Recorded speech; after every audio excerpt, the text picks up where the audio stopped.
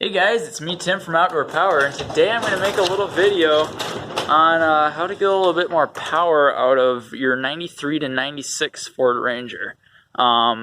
Technically this can all be reversed, so you could probably do it with newer models too. It's just an emissions thing.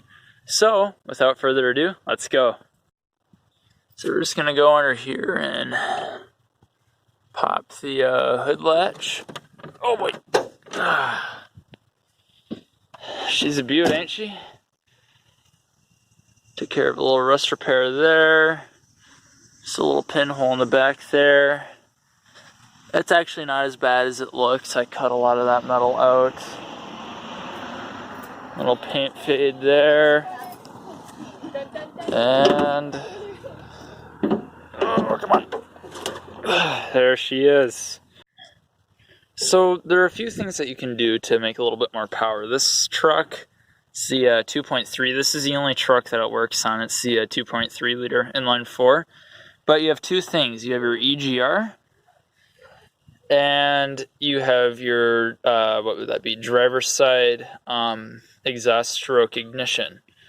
So what we're going to do is we're going to take these front two plugs and we're going to switch them to the back, as well as we're going to disable the EGR. And what that is going to do is that's going to, actually I honestly have no clue exactly what it does, but basically it helps with the overall performance of the engine. You can definitely feel it pick up a little bit more. And the ignition mod, what that's doing is that makes both sides of the spark plug, so there's the passenger and the driver's side spark plugs. It takes 8, whatever. Ford did their thing. Anyways, but what that does is it has them both fire on the compression stroke, helping the engine start up a little bit quicker, and it does actually get a little bit better gas mileage. So with that, let's do this. Really all you have to do is just cram something in there so you don't get a vacuum leak. And there are more elegant ways to do it, and I would suggest you do it more elegantly in the future, but just for right now, that works perfectly. And then, to fully disable it and get the full power, you just gotta pull that plug off the bottom. And now, you have your EGR bypassed. It's gonna throw a check engine light instantly every time you turn it on. By and large, these trucks are, well, if they're old enough, you don't need to do emissions, so you can just put a little piece of black tape over that. If they do need emissions, that's very easily reversible. And then for the plug mod, that's even easier. Like, you probably don't even need to put gloves on, or you don't even get your hands dirty really to do that. All it is, you pull these front two plugs off, move the back two plugs forward, sure they're in there nicely. And if you haven't changed your wires, I would highly suggest doing that. Again, depending on the age of the truck, but it's just a smart thing to do. You're not really going to see or feel any direct improvements. You might only see a mile or two per gallon improvement in fuel economy, but you probably will see faster startups. And when you do plug wires, it's good to do the plugs. I will say that the spark plug boots, these guys do tend to dry rot, especially under this manifold here and the one in the back corner there. So it's better to get at them while you can and replace them and not have to remove the entire top end of the truck, which I'll probably still end up doing and make that a video too when I do kind of the restoration of it. I got really fortunate. I think this truck lived the first half of its life in the South, so I got really lucky with only having a couple really big rust holes. There's a little pinhole there that's actually a little bit more loose than I'd like to admit, but that's a cab corner. There's a little hole under there.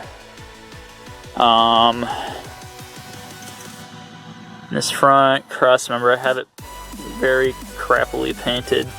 That's actually completely rotted out, so I'm going to get a new core support, maybe do a front end upgrade on it. A little bit of bubbling right underneath the fender there. There's a nice sized hole. There's a pretty decent hole in the floor right there, but go to a scrapyard, get a floor out of a new truck. Fortunately, the rockers are all solid. So this cab corner is by far the worst area of the truck. Tell me, why does the driver's side of every vehicle seem to be worse off than the passenger side? I don't understand that, but I digress.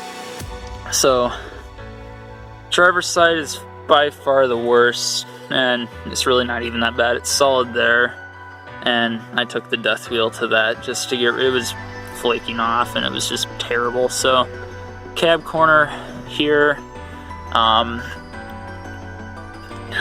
strip and rust convert the frame, do the floor, get some suspension figured out, and yeah, hopefully this will be a fun little truck. Well guys, thanks for watching the video. Hopefully you found that a little bit interesting. I know that it's been a really long time since I posted, and this is just coming out of the blue. I want to get on a slightly more regular schedule of posting, not once every, 3 months, but I've just been very busy. I've had a lot of work to do, so what can you do, right?